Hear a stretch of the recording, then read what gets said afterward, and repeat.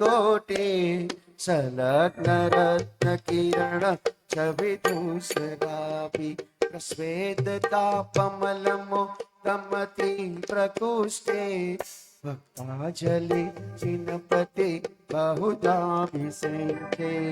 क्लीं श्रीं क्लीं मे नरवं तं तं तं तं तं तं तं तं तं श्रीं क्लीं श्रीं श्रीं राम राम ह्रीं क्लीं द्रावय द्रावय ॐ नमो रति भगवती श्रीमती जलाभिषेकं करोमि स्वाहा करोमि स्वाहा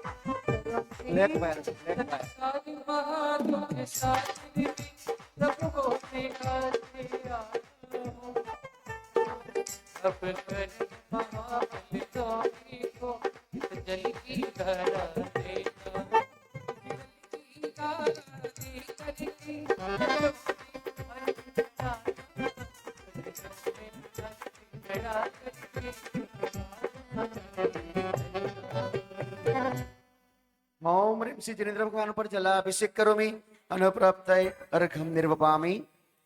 एक सूरज के आइए धारा संग पुनः जिनवि भगते भयुष्मः। क्लीं श्रीं क्लीं मे नरं बाइक अच्छा करो भाई पहले। ओम क्लीं श्रीं क्लीं मे नरं वं वं वं तं तं वं वं नं नं नं नं तं तं तं तं वं वं तं तं श्रीं श्रीं राम श्रीं श्रीं द्रावय द्रावय ॐ नमो रति भगवती श्रीमती शिरसाभिषेकं करोमि स्वाहा करोमि स्वाहा करोमि स्वाहा मरसाभिराम देह प्रभावलय संगमलुप्तदीप्तं धरातु तस्य सुभगतगुणानुमेयां वन्देहतां सुरभिसंस्नपयोपयुक्ताम्। ॐ ह्रीं श्रीं क्लीं मे नरं वं वं तं तं तं वं वं तं तं तं तं तं तं तं तं वं वं जं जं क्लीं क्लीं क्लीं क्लीं राम राम ॐ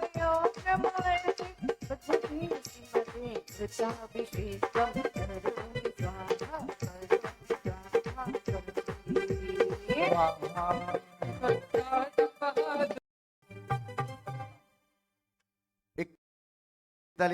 एक आ बाजू थी भी आओ ना, बे बाजू थी करो, आइए दोनों बाजू। 4101 रुपया दूध से अभिषेक करने के बोली। 4101 रुपया एक बार, 4101 रुपया दो बार, ढाई बार, पौने तीन बार, और किसी के भाव संदेर विवात्वमससा मेवसु प्रभाये हीरे चिना सुचितरै विससिञ्चमानां सम्पादयन्तु मम चित्तसमीहितानाम्। ॐ ह्रीं श्रीं क्लीं मे नरं वं वं हं सं तं पं वं वं नं नं हं हं सं सं सं तं तं पं जं जं श्रीं श्रीं श्रीं श्रीं राम ह्रीं ह्रीं द्रावय द्रावय ॐ नमो भगवते भगवते श्रीमते क्षीराभिषेकं दुग्धाभिषेकं करोमि स्वाहा करोमि स्वाहा करोमि सतिसारि महारुति सागरि श्रीं क्लीं मे नरं वं वं तं तं तं श्रीं राम राम ह्रीं ह्रीं राम राम भगवती श्रीमती भगवती अभिषेकं करोमि स्वाहा करोमि स्वाहा करोमि स्वाहा ओ सति कले संसार सागर मिलन हेतु से तो मप्नावये त्रिभुवने कपति जिनेन्द्र। ॐ ह्रीं श्रीं क्लीं ऐं नरं वं हं तं तं पं पं वं नं हं हं तं तं तं तं पं पं जं झं ह्रीं क्लीं क्लीं क्लीं राम ह्रीं क्लीं द्रावय द्रावय ॐ नमो रति भगवते श्रीमते चतुष्कोणाभिषेकं करोमि स्वाहा करोमि स्वाहा चरणों पे लग जाऊं चंदन मैं चंदन बनकर तेरे मुझे चढ़ जाऊं सद्भक्ति सुत्रां परिहारि सुत्रां वरदूरमे श्री चंदनेन दीन सदी वासुर भक्तिकस्या विलेपनं चारु करोमि भक्त्या विलेपनं चारु करोमि भक्त्या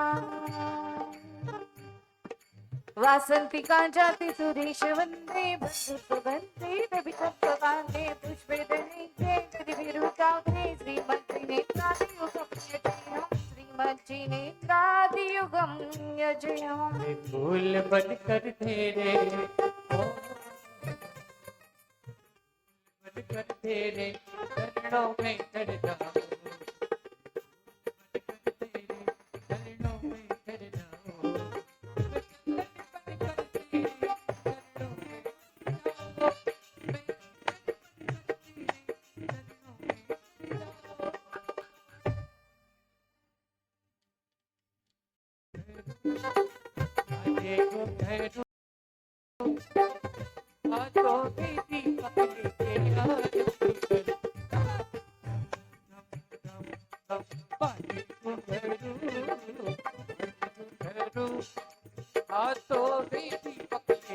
आरती करो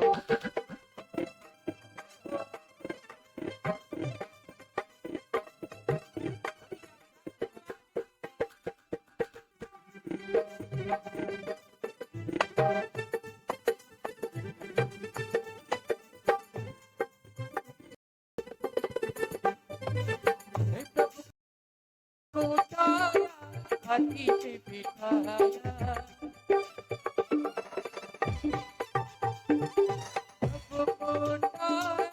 हाथी पे बिठाया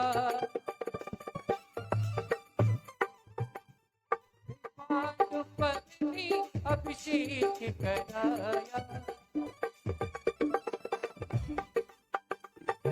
सबको उठाया हाथी पे बिठाया पादुपति अभिषेक कराया हाथ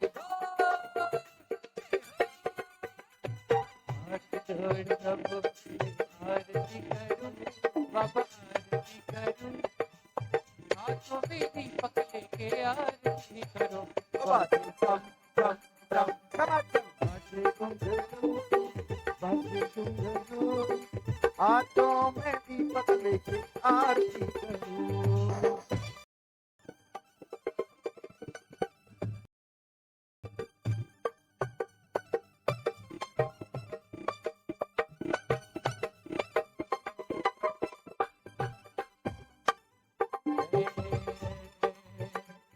हड्डी पक्की गई ने आरती होता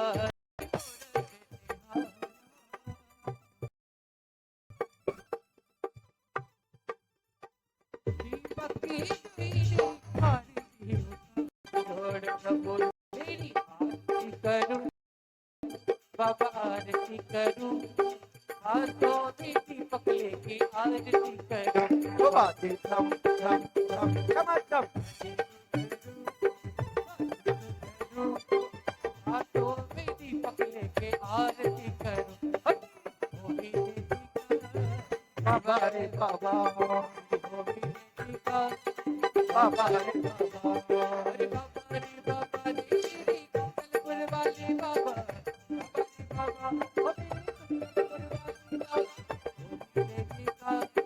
बाबा रे बाबा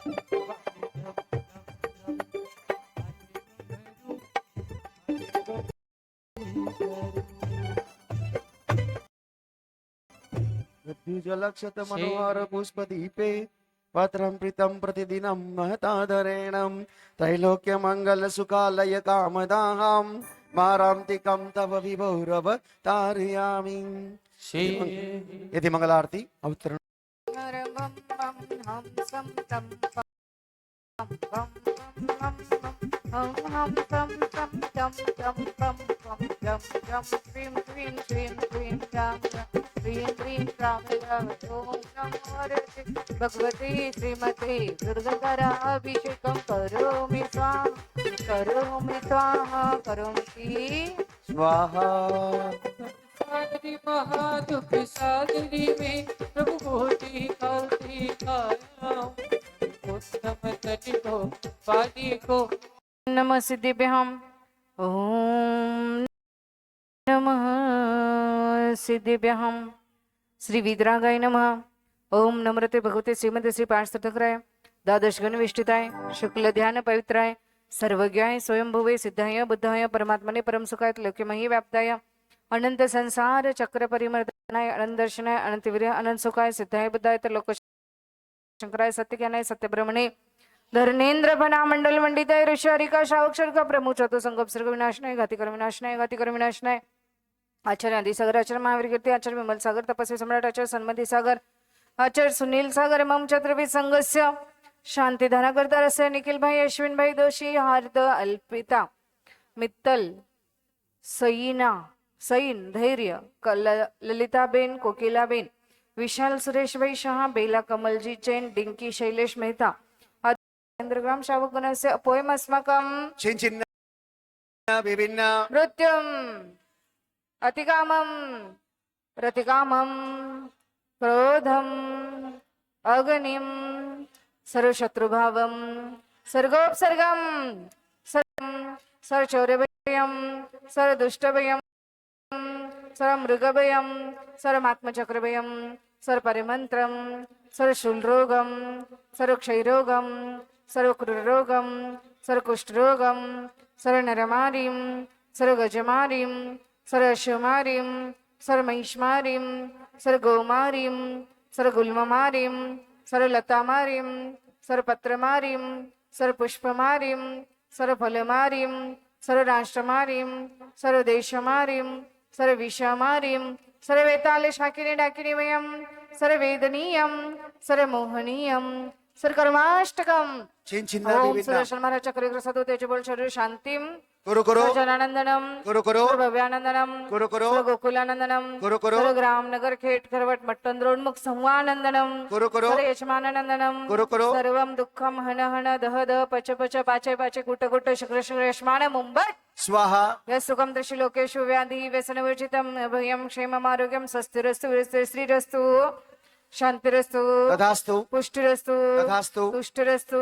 तथास्तु कल्याणमस्तु तथास्तु दीर्घायुरस्तु तथास्तु समृद्धिरस्तु तथास्तु समाधिरस्तु तथास्तु कुलगोत्र धन्यानम सहस्र चंद्रप्रभास पुज्य मलिवदान पुष्पदंत शीतल मुनि सुरत निमिदान पाषाण नवग्रह शांत्यर्थम गंधदग्धारा वैष्णव ओम नमोते भगवते श्रीमते प्रक्षिणाशाय दोषकल्मशाय देव तेजमूर्ते नमः शांतिनदाय शांतिकराय सर्व पाप विनाशाय सर्व विनाशाय सर्व रोगापनते विनाशाय सर्व शामळ विनाशाय सर्व प्रतिष्ठोपनाशनाय ओम राम ह्रीं ह्रूं ह्रौं नमस्य हौसा नमः मम चतुर्भि संघस्य शांतिधारा करतारस्य निखिल भाई अश्विन भाई दोषी हार्द कल्पिता मित्तल सशिना धैर्य ललिताबेन कोकिलाबेन विशाल सुरेश भाई शाह बेला कमलजी जैन डिंकी शैलेश मेहता आदि सर्व शांतिधारा करतारस्य सर्व उपवास करतारस्य सर्व शांतिम तुष्टिम पुष्टिम आरोग्य ऐश्वर्य रिद्धिम सर्व कार्य सिद्धिम कुरु स्वाहा ओम ह्रीं नमो चिरानम नमो इचिरानम नमो उज्जनानम नमो सौजिनानम नमो तेजनानम नमो कोटपतिनाम नमो बीजपतिनाम नमो पादांसनाम नमो संपेंसनाम नमो स्वयं बुद्धानम नमो पत्यबुद्धानम नमो उच्चमंदिरम नमो विलुमदनम नमो दस्पोविनम नमो चतुष्पोविनम नमो टकोस्लानम नमो वेडिपत्तानम नमो विचारानम नमो चारणम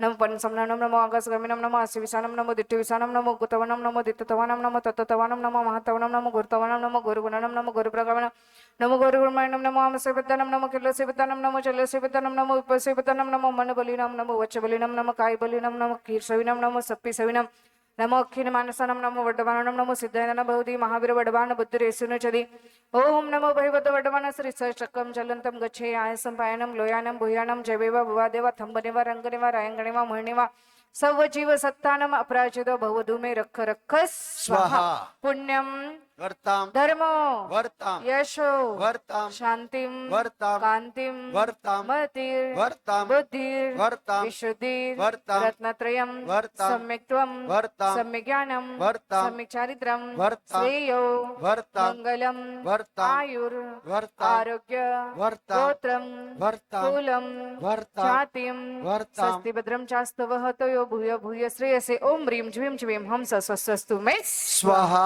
प्रध्वस्त गति कर्मणा केवल ज्ञान भास्करा कुर्वन्तु चित्त शांतिं ऋषभाद्या जिनेश्वरा संपूजका नाम प्रतिपालकाना यतीन्द्र सामान्य तपोधनाना देश शराश शांति भगवान जी करोतु शांति भगवान जीन्द्र करोतु शांति भगवान जीन्द्र ओम ह्रीं जगत शांति कराय श्री शांतिनाथाय नमः सर्वद्रव शांतिं कुरु कुरु स्वाहा ओम ह्रीं जगत शांति कराय श्री शांतिनाथाय नमः सर्वद्रव शांतिं कुरु कुरु स्वाहा ओम ह्रीं जगत शांति कराय श्री शांतिनाथाय नमः सर्वद्रव शांतिं कुरु कुरु स्वाहा ओम ह्रीं जगत शांति कराय श्री शांतिनाथाय नमः सर्वद्रव शांतिं कुरु कुरु स्वाहा ओम ह्रीं जगत शांति कराय श्री शांतिनाथाय नमः सर्वद्रव शांतिं कुरु कुरु स्वाहा ओम ह्रीं जगत शांति कराय श्री शांतिनाथाय नमः सर्वद्रव शांतिं कुरु कुरु स्वाहा ओम ह्रीं जगत शांति कराय श्री शांतिनाथाय नमः सर्वद्रव शांतिं कुरु कुरु स्वाहा ओम ह्रीं जगत शांति कराय श्री शांतिनाथाय नमः सर्वद्रव शांतिं कुरु कुरु स्वाहा ओम ह्रीं जगत शांति कराय श्री शांतिनाथाय नमः सर्वद्रव शांति कुरु कुरु साइड में हो जाओ थोड़ा बोलो शांतिनाथ भगवान की जय नवपाठ नंबर बोलो चिंतामणि पारसनाथ भगवान अरे यहाँ की से साइड में हो जाओ थोड़ा साइड में तिस सांक कांत मुच्चै सीतम तदित भांधुकर प्रताप मुक्तापलम प्रकरया रविवोत्तसोपम प्रख्याप्रयत्रि जगत परमेश्वरत्व ओम ह्रीं चिदनिद्रपान पर छत्र स्थापयामि स्थापयामि स्थापयामि आइए चामर लीजिए ओम शोकम विभ्राजते तव वपु कतधात्य कांत शांत सुचि निरजर वाणी धाम स्थितम सुरगिरे दिवसम ओम ह्रीं चिदनिद्र भगवान के आगे चामर ढारियामी ढारियामी ढारियामी आइए अर्घ लीजिए तंडुल पुष्प के सरस्वती वसुदौ पपलार्घ के तमल्लि मंगलि गाने रमाकुले दिनग्रहे दिननाथ काव्यते ओम ह्रीं श्री चिंतामणि पारसनाथ जिनेन्द्र शांति धारा करोमि अनुप्राप्त अर्घम निर्वपामि सुचिनीरमल नीरम गंध सुअक्षत पुष्प चरूले मन हरि साय दीप धूप फल अर्घ सुलेकर नाचक ताल मृदंग बजा पल पल पल पल जाओ पल बत एक जुड़ा कट बहुत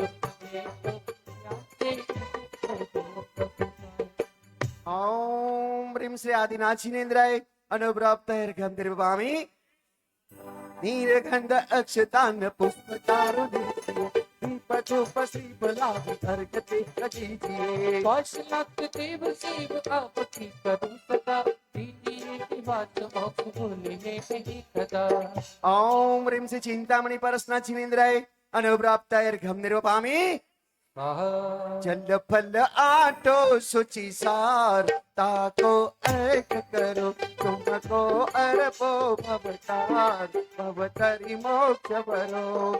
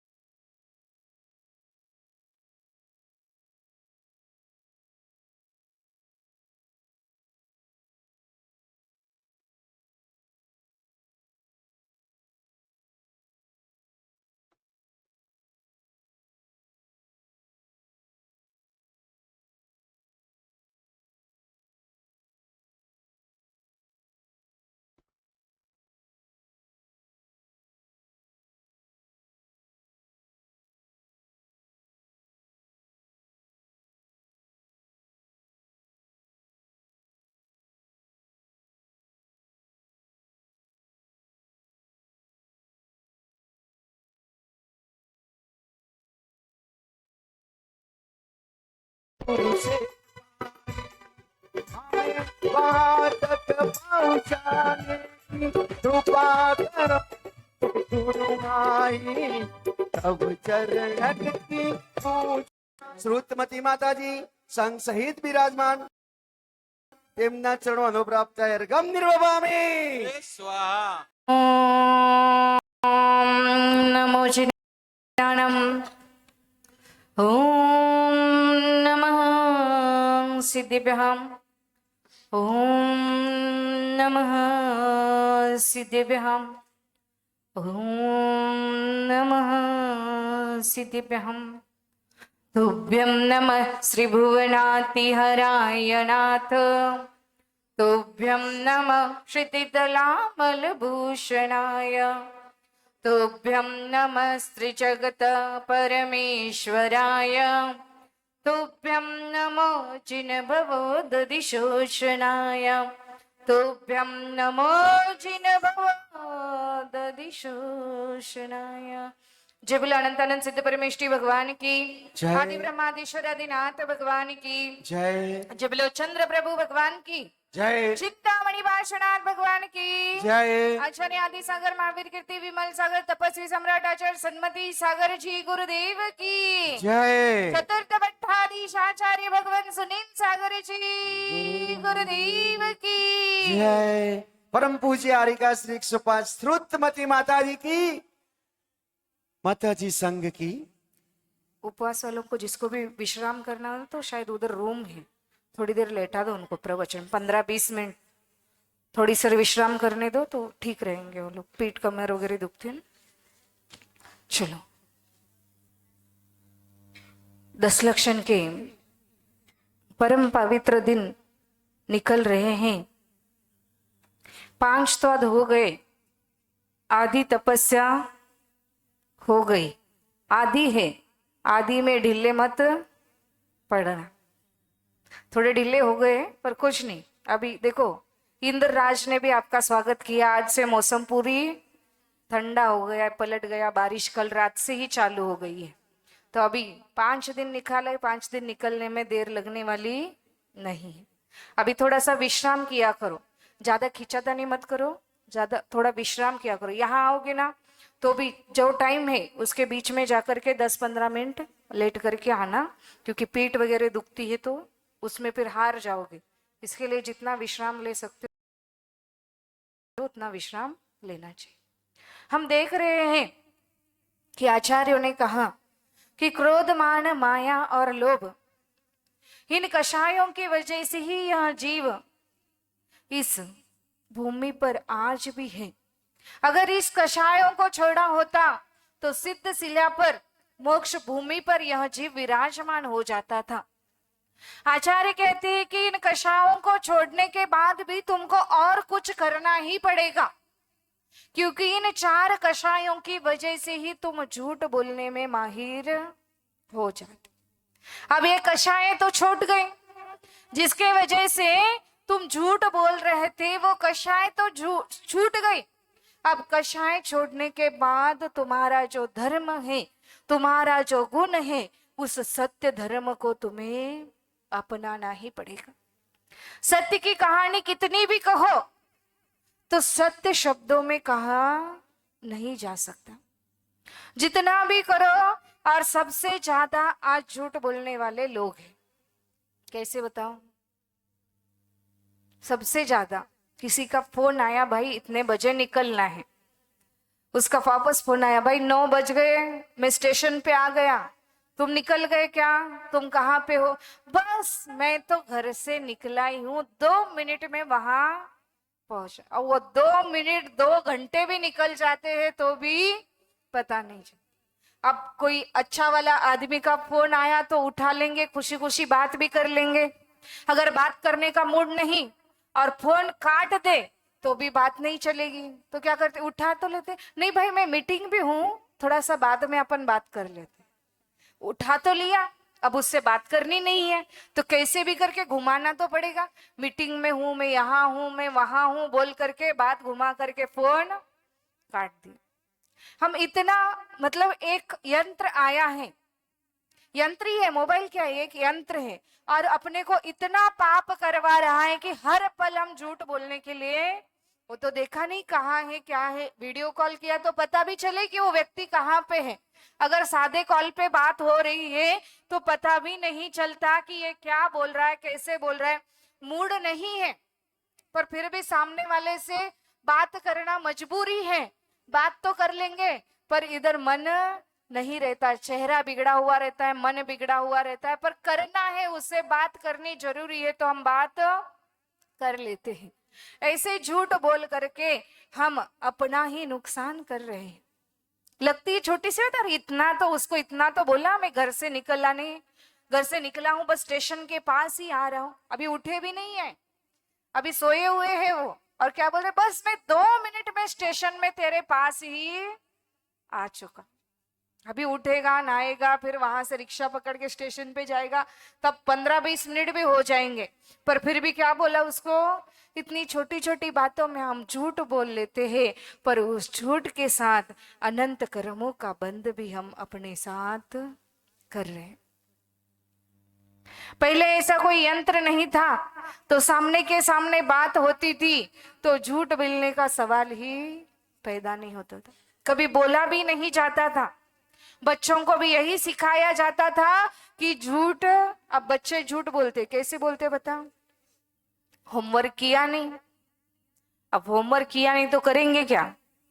जाकर के स्कूल टीचर जब आए, जिस सब्जेक्ट के टीचर आए, उन्होंने पूछा होमवर्क, तो बच्चे बोल देते हैं कि नोटबुक घर पे भूल के आ गए। अब भेजने वाले तो है नहीं, स्कूल वाले नोटबुक लाने के लिए भेजने वाले तो है नहीं, अब होमवर्क हुआ नहीं है, अब कितना भी ढूंढ लो उनके बैग में उस सब्जेक्ट की नोटबुक मिलने वाली नहीं है। अब होमवर्क किया नहीं है तो बोलेंगे क्या, तो ये बोल देते कि होमबुक नोटबुक घर पे रहेगी। छोटी छोटी बातों में, और हम बच्चों को भी ये असर बहुत बच्चों पे पड़ रहा है, पता है।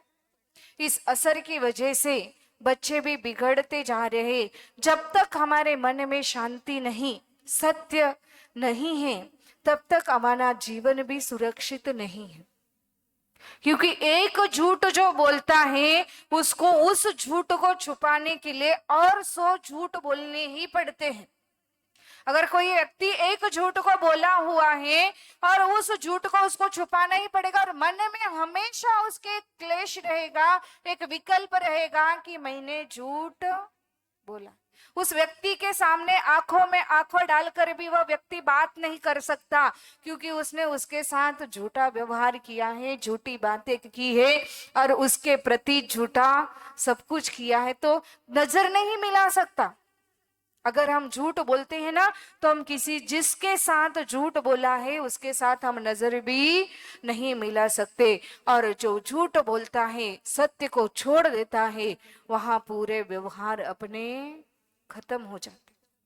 कहते ही दूध फटा घी कहाँ गया। दूध फटने के बाद घी कहाँ जाता है। दूध में घी तो है ना, पर जब उसका पनीर बनाते हो घी कहाँ जाता है। देखा कभी पनीर बनाने के बाद घी निकला आपका? नहीं। कहते हैं दूध फटा कि घी कहाँ गया, मन फटा की प्रीत। अगर मन फटा है, मन टूटा है, तो वहां प्यार, प्रीति, प्रेम, वात्सल्य, मैत्री भाव सब कुछ खत्म हो जाता है। मोती फटा कीमत गई, तीनों एक की रीत। जैसे आप दूध फाड़ देते हो, दूध खराब हो गया तो उसमें से घी खत्म हो जाता है। और मन अगर क्लेशित हो गया, अगर किसी के प्रति दिल टूटा हुआ है, तो वहां पर प्यार का संबंध, वात्सल्य का संबंध, मैत्री का संबंध, प्रीति का संबंध बचता ही नहीं है। और एक मोती अगर फट गई, अगर मोती अच्छी है तो उसकी वैल्यू है, समझ लो डायमंड, जब तक अच्छा है तब तक उसकी कीमत है। अगर हाथ से नीचे फर्श पे गिरा, डायमंड टूटा तो माटी के मोल है, कोई भी पूछने वाला नहीं है। इसीलिए कह रहे कि दूध फटा घी कहाँ गया, मन फटा गई प्रीत, मोती फटा कीमत गई, तीनों एक की रीत।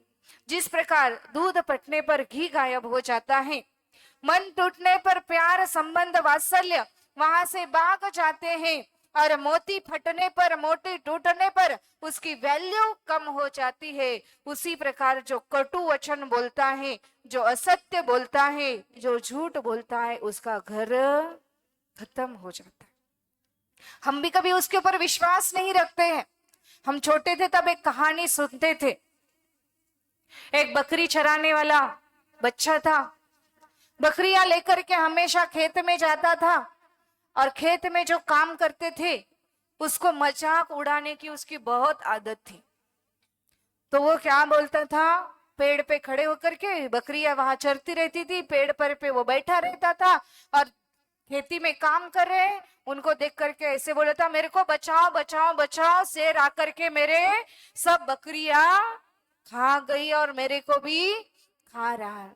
सब खेती का काम जहां का वहां छोड़ करके उस बच्चे को और उस बकरियों को बचाने के लिए लोग भाग के आते और वो ऊपर रह के खड़े होकर तालियां बजाता, अरे मैंने आपको फंसा लिया, मैंने आपको फंसा दिया, मैं तो झूठ बोल रहा था, मैं तो झूठ बोल रहा था। फिर 2-4 दिन गए कि वही मजाक करता, वही झूठ बोलता, लोग भाग के आते और जैसे ही वो लोग भाग के आए उसके पास आए तो बोलते, मैंने तो मजाक किया था, मैंने तो झूठ बोला था, मैं तो ऐसे ही बोल रहा था, कोई बकरियां मेरी खाने वाला नहीं है। महीने भर में 8-10 बार ऐसे ही उसने लोगों को फंसाया, झूठ बोला और एक बार सत्य में ऐसे हो गया। पता है, अपन जो मैनिफेस्ट करते हैं, हम जो विचार करते हैं, वह पूरा का पूरा इफेक्ट पूरे दुनिया पे और अपने सामने वाले व्यक्ति पे सब कुछ पड़ता है। आज सबसे ज्यादा दुनिया बोल रही है कि आप सुबह उठ करके जो विचार आप करोगे दिन भर वैसा ही आपका दिन जाता है। मैनिफेस्ट करना, आपको पास होना है, आपका कुछ काम करना है, सुबह उठना, अपनी सांस देखना, कौन सी नाक में से सांस आ रही, नाक तो एक ही है पर उसके 2 होल है, तो राइट से आ रही कि लेफ्ट से आ रही, जिस तरफ से सांस आ रही है वह पैर नीचे रखना जमीन पे और आपको जो भी कार्य करना है उस कार्य को अगर आप 27 दिन तक बोल हो, जिस तरफ से सांस चल रही है उस सांस का उस तरफ का ही पैर, अगर राइट चल रही तो राइट पैर नीचे रखना बेड से या बिछाने पे आप जहां सोते हो उसके ऊपर से, और लेफ्ट चल रही तो लेफ्ट पैर नीचे रखना और आपको जो कार्य करना है, जो भी आपको चाहिए वो चीज अगर आप मांगते हो और अगर 27 दिन तक आप ये करते हो तो आपका कार्य सिद्ध होने वाला ही है। वैसे हम जो विचार करते हैं, जो मैनिफेस्ट करते हैं, आप किसी कार्य के लिए किसी व्यक्ति के पास गए और पहले ही तय कर लिया कि एक काम तो ये बड़ा वाला आदमी आज फाइल साइन करके देने वाला नहीं, ऐसे मन के पहले ही लेकर के गए, उसके सामने जाने के बाद भी यही भाव हुए, आया तो हूं पर ये तो ऐसा व्यक्ति है, इसको जब तक पैसे खिलाएंगे नहीं तब तक ये फाइल साइन करके देने वाला नहीं। और आप बिना पैसे के 100 बार भी जाओगे ना, पर आपके मन में है कि वह व्यक्ति पैसे दिए बिना फाइल साइन नहीं करेगा, आप 100 बार भी बिना पैसे के जाओगे तो वो साइन नहीं करेगा। और एक बार मन में ऐसे लेके जाना, अरे ये तो अच्छा व्यक्ति है, ये तो कभी पैसा खाने वाला नहीं है, और फिर आपके जेब में एक भी दमड़ी नहीं हो, एक भी रुपया नहीं हो, मन में ये ठान लिया ये व्यक्ति अच्छा है, कभी पैसा खाता नहीं है, इसको पैसे की जरूरत नहीं है, ये तो सबकी मदद करने वाला है, साइन फाइल करके ही देने वाला है। ऐसे जिस दिन विचार करके जाओगे 2 मिनट में गए फाइल पास करके आपके हाथ में गिर जाए। हम जो विचार करते हैं, हमारी जो सोच होती है, उसका इफेक्ट सामने वाले पर पड़ता ही है।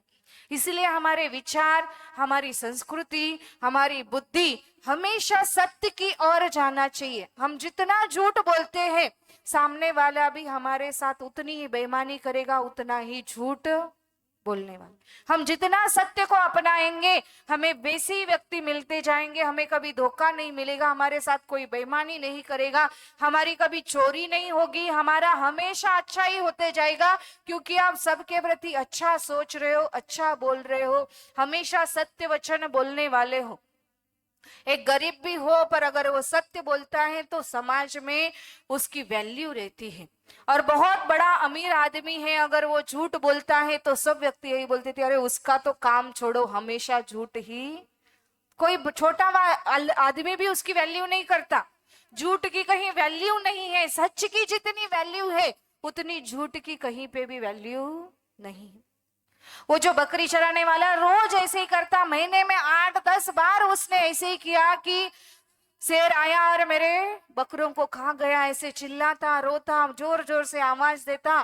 खेती करने वाले लोग आते देखते तो सब बकरियां उसकी वैसी की वैसी, और ये ताली बजा के उनका मजाक उड़ाता कि तुमको फंसाया, तुमके साथ, तुम्हारे साथ मैंने मजाक किया। और सच एक दिन हो गया, शेर भी आया, उसकी बकरियां भी खा के चला गया, और ये सिर्फ चिल्लाते रहेगा कि मेरी बकरियां शेर खा रहे हैं, मेरी बकरियां शेर खा रही है, पर कोई भी अपनी खेती का काम छोड़ करके वापस उसके पास नहीं आए। हम दूसरों को फंसाने का, झूठ बोलने का पुरुषार्थ करते हैं तो हम खुद फंसते जाते हैं। जितना झूठ बोलोगे उतना आपका संसार बढ़ेगा, मतलब आप फंसते ही जा रहे हो। एक काम निकालने के लिए आपने एक झूठ बोला, पर उस झूठ की वजह से जो कर्म बंद हुआ है, आपने जो कर्म बांधा है, उसको छुड़ाने के लिए तुमको और झूठ बोलने पड़ेंगे, और झूठ बोलते जाओगे, और झूठ बोलते जाओगे, और कर्मों का बंद तुम करते जाओ। इसलिए कर्मों से छूटना है तो सत्य को हमेशा अपनाना जरूरी। कभी किसी के प्रति कटु वचन नहीं बोलना चाहिए। आज आप पूजा करते हो ना, तो उसमें लिखा है कठिन वचन मत बोल, पर निंदा और झूठ तज, साचा जवाहर कोल, सत्यवादी जग में सुखी। जग में सुखी कौन रहता है? जो सत्य बोलता है। बोलते हैं ना, ये तो इसको अपन किसी बच्चे को भी सिखा देते हैं ना कि ऐसे जाकर के उस अंकल को ये बोल क्या, अपन झूठा झूठा उसको सिखा भी देते हैं ना, पर वो जाकर के वही बोलता है कि क्योंकि छोटे बच्चों के मन में कोई क्लेश नहीं रहता, कपट नहीं रहता, उसको बस यही दिखता है कि जो दिख रहा है वो बोल दो। और अगर कभी बोल भी देना तो उसको पूछना ये किसने बताया है तुमको, तो वो बोलेगा किसने बताया ना, उसका नाम भी उसको बता के आएगी कि मम्मा ने सिखाया, पापा ने सिखाया, दादी ने सिखाया, क्योंकि उनके मन में कपट नहीं, जो सिखाया वह सीख लेते हैं। इसीलिए कहते हैं कि कठिन वचन मत बोल, किसी के प्रति भी कठिन वचन मत बोलो। हमें अगर कोई कठिन वचन बोलता है तो कितनी ठेस पहुंचती है, हमारा दिल दुख जाता है, और हम सामने वाले के प्रति इतना कठिन वचन बोलते हैं तो उसका भी तो दिल टूट रहा है। बहू को सीधा सीधा बोल, भाई अभी काम है, अभी मत सोना, बाद में सोना। इतना बोलोगे तो बहू क्या करेगी? प्यार से जो भी काम है वो करके फिर सोनी चली जाएगी। आपने बोला दिन भर तो सोती रहती हो, अभी भी सोना है, काम तो इतना पड़ा है, 10 लक्षण सामने आ रहा है, नाश्ता बनाना है, ये करना है, वो करना है, और तेरे को तो रोज रोज सोने की ही सोच रही है। वो तो आपका कुछ भी काम नहीं करेगी, और फिर आप लाइफ टाइम उसके लिए बुरे बन गए। फिर आपकी रोटी गरम गरम आपके थाली में आने वाली नहीं। जितना प्यार से, और आज तो भाई सासू बहू बननी है और बहू सास बनी हुई है, जितना संभाल के ले जाओ, बहू पहले, सास पहले ही दिमाग में रखती है बहू आने वाली है, तो अब अपन को शांति को स्वीकार करना पड़ेगा, नहीं तो चलने वाला नहीं। एक भी आप बोलोगे, बहू यही बोलेगी मैं तो चली मेरी पियर, तुमको करना है, तुम्हारे बेटे को चाहिए, तुम नई बहू लेके आना, मैं तो चली टाटा बाय बाय। अगर वैसी मिली तो कोई बात नहीं कि खुद पियर में चली जाएगी, पर अगर आपके बेटे को लेके चली गई तो और आपका पूरा काम खत्म हो गया फिर। इसीलिए एक भी कठिन कठोर वचन बोलना नहीं है। सब सासुए मौन धारण करना तो ही चलने वाला है संसार, नहीं तो गई आपके बहू या हाथ से। उसके बाद कहते परनंदा और झूठ तज, कभी भी किसी के प्रति निंदा नहीं करनी चाहिए। हमें कोई आकर बताता है एक किसी के प्रति, और हम क्या करते हैं, उसके साथ 4 जोड़ करके दूसरे वाले को बोलते हैं, दूसरा वाला उसमें 4 जोड़ करके तीसरे वाले को बोलता है, तीसरा वाला 4 जोड़ करके आगे वाले जोड़ता जोड़ता जोड़ता इतना निंदा हो जाती। छोटी सी बात थी कि उसने मंदिर में से थाली में से कुछ उठाया या कुछ किया, छोटी सी बात थी, या फिर वो रोज पूजा में एक ही जगह बैठती है, ऐसा कुछ भी छोटी सी बात थी, एक ने बताया अरे ये तो ऐसा करती है, ऐसा सुना तो उसके साथ 4 लोग तैयार हो जाते हैं। अरे हमने तो देखा, ये तो यहाँ ही नहीं, घर में भी ऐसी करती है, बहू के साथ भी इसका ऐसे ही चलता है, उसके बेटे से भी झगड़ा करती है, जवाई से भी झगड़ा करती है, हमेशा झगड़ा ही करती रही। बस इतनी सी बात थी कि वो रोज उसी जगह बैठती है। वो अगर वहां कोई बैठा है तो उसके परिणाम बिगड़ते हैं, या फिर वो बोल देती है कि मेरी जगह है, आप दूसरी जगह बैठो। इतनी सी छोटी सी बात थी, और उसने अपने दूसरी ने जो थी वहां बैठी हुई थी, उसने अपने सहेली को बोल दिया कि ये तो ना मेरे को बैठने नहीं देती, इसकी जगह फिक्स है। इतना बोलने से उसकी पूरी कुंडली लाइफ टाइम की निकाल लेते हैं और निंदा करने के लिए बैठ जाते। और जो उसकी निंदा कर रहे हो, आपकी भी निंदा करने वाला कोई ना कोई उत्पन्न होने ही वाला है। भाई पता है आपको, बॉल अपन जितने स्पीड से दीवार पे फेंकते हैं उतने ही स्पीड से आपके पास आता है। वैसे ही जो शब्द कठिन वचन हो, कठोर वचन हो, छल कपट के हो, निंदा के हो, वो है ना कैसे भी करके उस व्यक्ति के पास पहुंच ही जाते हैं। ये जो क्लाइमेट है ना यूनिवर्सल, इसमें वो शब्द घूमते हैं। आप लोगों को पता है, आज एक रिसर्च चल रहा है कि जो केवली भगवान के दिव्य ध्वनि में खिरे हुए जो पुद्गल के शब्द हैं, उन शब्दों का शोध चल रहा है, क्योंकि वो कहीं गए नहीं है।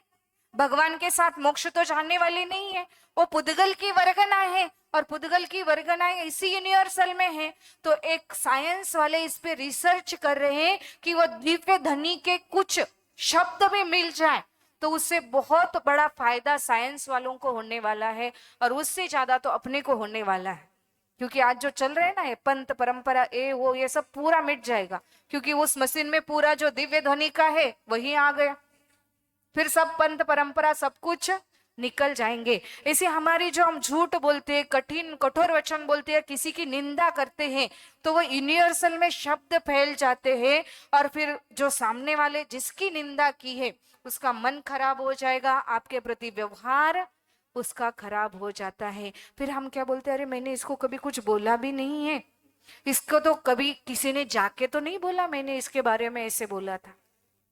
फिर अगर सामने वाली जिसके सामने बोला था, फिर आपको ऐसे लगता है कि अरे इसके सामने कभी कुछ नहीं बोलना, नहीं तो ये जा करके उसको बोल देती। वो बोले या ना बोले, पर आपका मन का जो रिफ्लेक्शन है, जो आपकी किरणें हैं, आपका मन के जो विचार है, कहीं ना कहीं उस व्यक्ति के पास हमेशा पहुंच जाती। साचा जवाहर खोल, इसीलिए हमेशा सत्य वचन ही बोलना चाहिए। सत्यवादी जग में सुखी। अगर कोई जग में सुखी है, क्योंकि उसके मन में विकल्प नहीं है ना, जो सत्य बोला, जो है सो बोल दिया, कोई विकल्प मन में उसके है ही नहीं। इसीलिए बोलते हैं कि अगर इस दुनिया में सबसे सुखी अगर कोई है तो वह सत्य बोलने वाला है। इसलिए बोलते हैं ना, ये तो सत्य हरिश्चंद्र है, बोलते ना कुछ। तो हमेशा सत्य ही बोलना चाहिए। सत्य का हम जितना सहारा लेते हैं, कोर्ट में भी अगर कुछ केस चल रहा है तो हम क्या बोलते हैं, जो अभी वहां पे गीता रखी हुई है, जो भी कुरान रखा हुआ, जो उनके पहले से चल रहा है वो, तो उसके ऊपर हाथ रख के हम क्या बोलते हैं, जो है वही बोलूंगा, सच ही बोलूंगा, सच के सिवा कुछ नहीं बोलूंगा। और अगर आप वहां सच बोल लेते हो तो आप अपने केस से, अपनी जो गलती है उससे छूट भी सकते हो। वैसे ही आप इस जीवन में भी अगर सत्य बोलते हो तो कर्मों का जो बेड़ी चढ़ी हुई है, कर्मों का जो लेप चढ़ा हुआ है, वह अपने आप निकल जाता है। राजा वसु की कहानी इसमें बहुत प्रसिद्ध है। ऐसे था, 4 लोग एक गुरुकुल में पढ़ते थे, तो उनको बताया था कि जो धान होता है, धान, तो गुरु ने यही सिखाया था कि धान मतलब पुराना चावल, जो रहते हैं ना, पुराना चावल जिसको कहते हैं, उसका हवन करना चाहिए। और ऐसे हो गया था, ये जब चारों जब पढ़ते थे तो वसु राजा का बेटा था, बड़ा व्यक्ति था, और उसने कभी कुछ गलत काम किया था, और जो गुरुकुल में पढ़ाने वाले गुरुजी थे, उनकी जो पत्नी थी, उसने उसको उस झूठ से, जो चोरी की थी या जो गलत काम किया था, उससे उसने बचाया था। तो उसने, जो राजा वसु था, उसने क्या कहा, माँ आपको जो वर चाहिए आप मांग लेना, आपको जो चाहिए आप मांग लेना। अब गुरुजी की जो है पत्नी, उन्होंने सोचा था कि कुछ मांग लेगी, और उसने भी यही सोचा था राजा है तो कभी ना कभी काम आएगा, ऐसे बोल करके उस वर को उसने उस वसु राजा के पास ही रख दिया। जो गुरुजी थे उन्होंने तो दीक्षा ले ली। अब यहाँ की परंपरा कैसे चलाएंगे? और जो उस गुरु का बेटा था वो क्या था, थोड़ा होशियार नहीं था, उसको ध्यान में नहीं आता जो पढ़ता था। और एक दूसरा जो था उसको हमेशा जो एक बार भी पढ़ा वो याद रहता था। तो उसने क्या किया कि एक व्याख्यान में बताया कि जो धान, उसको कुछ बोलते हैं अज, अज, तो उसने क्या बोला, अज का अर्थ बकरा कर दिया।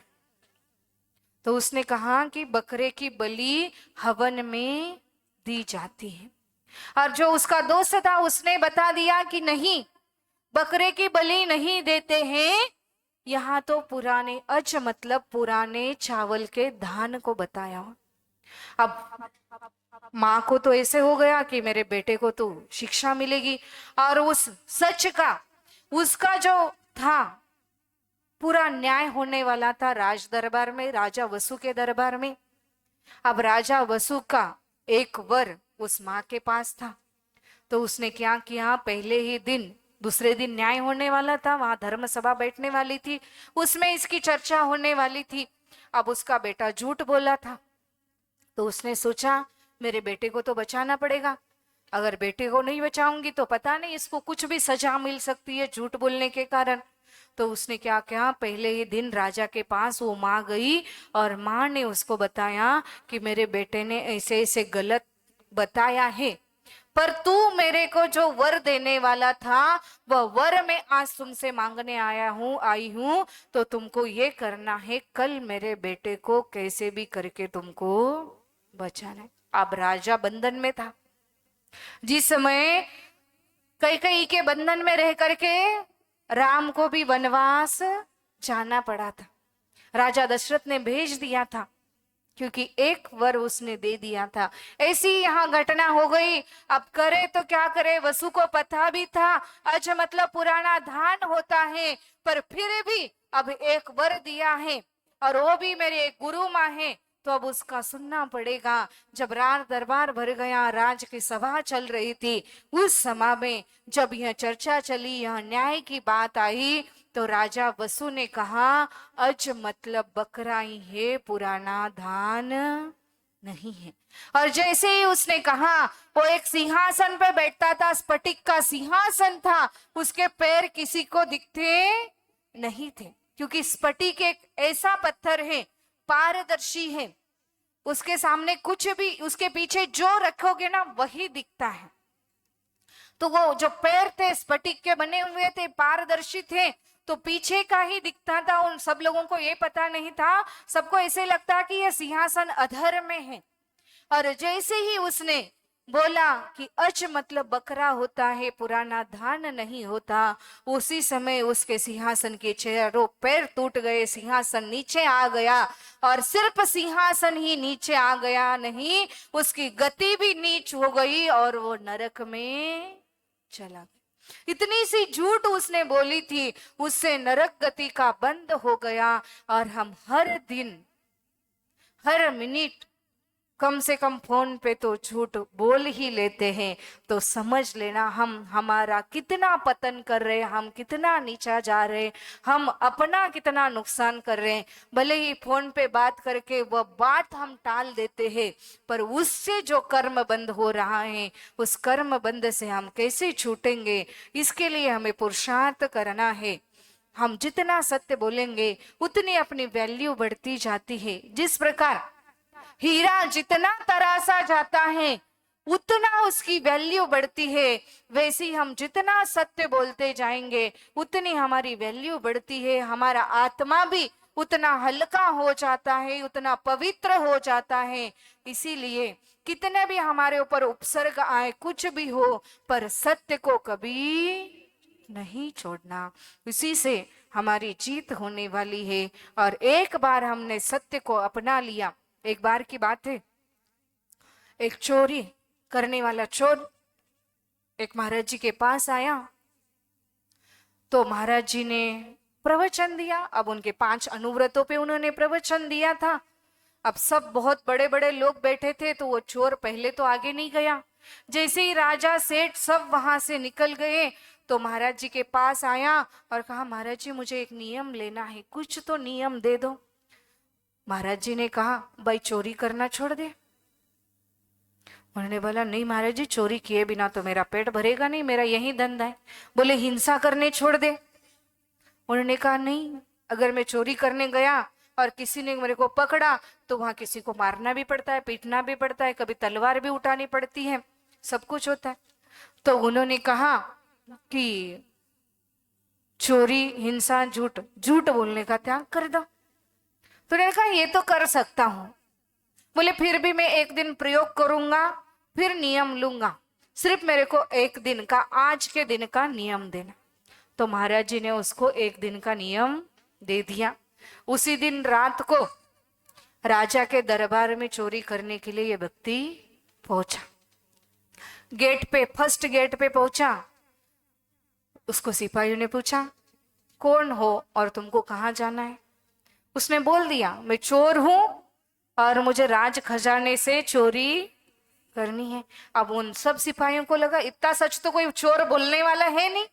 तो उसको लगा ये तो मजाक कर रहा है, कोई अंदर का दूत होगा, कोई तो व्यक्ति होगा जो राजा के पास वाला होगा और उसका ये पासवर्ड होगा कि मैं चोर हूं और मुझे राज दरबार में चोरी करनी है। उसको लगा पासवर्ड है, तो एक गेट वाले ने आगे छोड़ दिया। अब तो राजा के पास पहुंचे पहुंचे 4-5 गेट तो लगेंगे, सब जगह यही पूछते और सब जगह यही बोलता, मैं चोर हूं और राज खजाने से चोरी करने आया हूं। अब खजान तक पहुंच गया, ताला लगा था वहां पे, जो खजानदार था वहां बैठा हुआ। उसने पूछा, तुम कौन हो और क्यों आए? तो उसने बोला, मैं चोर हूं और इस खजाने से चोरी करने आया हूं। तो उसको लगा राजा ने अंदर से कुछ बुलाया है या कुछ अंदर की बात है, तो उसने भी अंदर ताला खोल करके छोड़ दिया। बहुत सारा जो लूटना था, अब देखो ऐसे लूटने जाता तो सिपाही तो वहां तक पहुंचने भी नहीं देते उसको, और ऐसी बात उसके पास आ गई कि पूरे खजान तक पहुंच गया, फिर भी उसने कोई कुछ किया नहीं, कुछ नहीं, आराम से सब लोग वहां तक उसको पहुंचा दिए। अब बड़ा हाथ भी लग गया उसको। तो चोर को तो 10-20 की चोरी करे, थोड़ा सा सोना चुरा लेगा, थोड़ा सा चांदी चुरा लेगा, थोड़ा सा पैसा चुरा लेगा, कोई झोपड़ी में जाकर के थोड़ा सा चोरी कर लेगा। राज दरबार में गया है और पूरे राज खजाने में जहां खजान पड़ा है वहां तक आराम से पहुंच गया। उसने सोचा, चलो भाई, एक बार इतना बड़ा हाथ लगा है तो अपन तो लाइफ टाइम का काम इसमें कर लेते हैं। गया, बहुत सारा उसने वहां से खजाना, सोना, चांदी जो भी थे वहां से सब उठाया, पोटली बांधी। पोटली जो उसका खजानदार था उसने ही पोटली उसके सिर पे रखी। अब ले जाए तो कैसे ले जाए? उस जो खजानदार था उसको बोला, मेरे को एक घोड़े की भी जरूरत है। अब तो उनको पक्का लगा कि घोड़ा भी लेके जाना वाला है, मतलब ये राजा का अंदर वाला। अब सब अंदर वाले व्यक्ति हमेशा सामने नहीं आते, तो उसने क्या किया, उसने वो पोटली उठा के उसके सिर पे दिया और बताया, यहाँ जाना, यहाँ पे घोड़ा तुमको मिल जाएगा। एक व्यक्ति को उसके साथ में भेजा, बोले इसको घोड़ा चाहिए, अच्छा वाला घोड़ा इसको दे देना। घोड़ा भी दे दिया। घोड़े पे बैठ करके सब लूट करके अच्छा वाला घोड़ा जो राजा का पसंदीदा घोड़ा था, वो घोड़ा भी लेकर करके वो जंगल में भाग गया। सुबह उठ के राजा देखता है तो उसका प्यारा वाला घोड़ा भी नहीं है, और खजान में जाकर के देखता है तो खजाना आधे से ज्यादा लूट गया। तो उसने पूछा, भाई कौन आया था? अब सब सिपाही को आश्चर्य लगा, सबको तो यही लगा था कि राजा का कोई व्यक्ति है। तो उन्होंने कहा, आपने तो भेजा था। बोले, मैंने किसी को नहीं भेजा। तो बोले, वो चोर ने यही कहा, कह रहा था कि मैं चोरी करने आया हूं और हमको लगा कि ये पासवर्ड है, इसलिए हमने तो उसको छोड़ दिया। बोले, कहाँ गया? पता नहीं अब कहाँ गया। सब जितने सिपाही थे उसको ढूंढने के लिए निकल गए, और जिस घोड़े को लेके गया था उस घोड़े को लेकर के वहां जंगल में एक पेड़ के नीचे घोड़े को बांधा, और उसी पेड़ के नीचे सब लेकर के वो सो गया था। अब महाराज जी उसको राजा के पास, उसको वो जब जितना धन था उस घोड़े को भी और उस चोर को भी लेकर के वहां चले गए, और फिर राजा के पास ले वापस पूछा, भाई तुम कौन हो, कहाँ से आए हो, किसी ने तुमको भेजा है क्या, क्योंकि चोर इतना सच बोलने वाला है नहीं। तो राजा ने कहा, कौन से राजा ने तुमको भेजा है? उसने कहा, कोई राजा ने नहीं भेजा है, मैं तो चोर हूं और मैं चोरी करने के लिए आया हूं। तो राजा को आश्चर्य लगा कि इतना सत्य बोलने वाला सत्यवादी अगर मैं ढूंढने जाऊंगा तो भी मिलने वाला नहीं है। तो उसने कहा, आज से इस दरबार का मंत्री तू ही बनेगा। उसने उस राजा को हाथ जोड़ लिए और कहा कि एक महाराज जी ने मेरे को नियम दिया था, उसकी वजह से मुझे मंत्री पद मिल रहा है, पर मुझे मंत्री पद नहीं। अगर मैं महाराज जी ने जो जो नियम बताए थे, जो जो संयम बताया था, अगर मैं जा करके उसी महाराज जी के पास समर्पित हो जाता हूँ तो मुझे इससे बड़ा भी मेरा आत्मा का खजाना मिल सकता है। मुझे तुम्हारा मंत्री पद नहीं चाहिए, मेरा तुम्हारा कुछ संपत्ति नहीं चाहिए, मुझे उस महाराज जी के पास जाना है, और महाराज जी ने जिस नियम संयम को पाला है उस नियम संयम को मुझे पालना है। महाराज जी के पास जाकर के अपना जीवन समर्पित कर देता है। एक छोटा सा नियम लिया था उसने सच बोलने का, और उस नियम से उसको लाइफ टाइम बैठ के खाने इतनी प्रॉपर्टी भी आ गई थी, पर उसने ये सोचा एक नियम से मेरा इतना कल्याण हो सकता है तो पूरे नियम को ले लूंगा तो मेरा आत्मा का ही कल्याण हो जाएगा, मुझे स्व की प्राप्ति हो जाएगी। वैसे हम भी अगर एक भी छोटा सा नियम ले लेते हैं, कम से कम इतना कि दिन में इतनी बार झूठ नहीं बोलूंगा, इतना भी अगर हम नियम ले लेते हैं तो हम पाप से बनेंगे, बच सकते हैं। और जो पाप से बचता है वह परमात्मा बन ही जाता है। जय बोलो 24 तीर्थंकर भगवान की।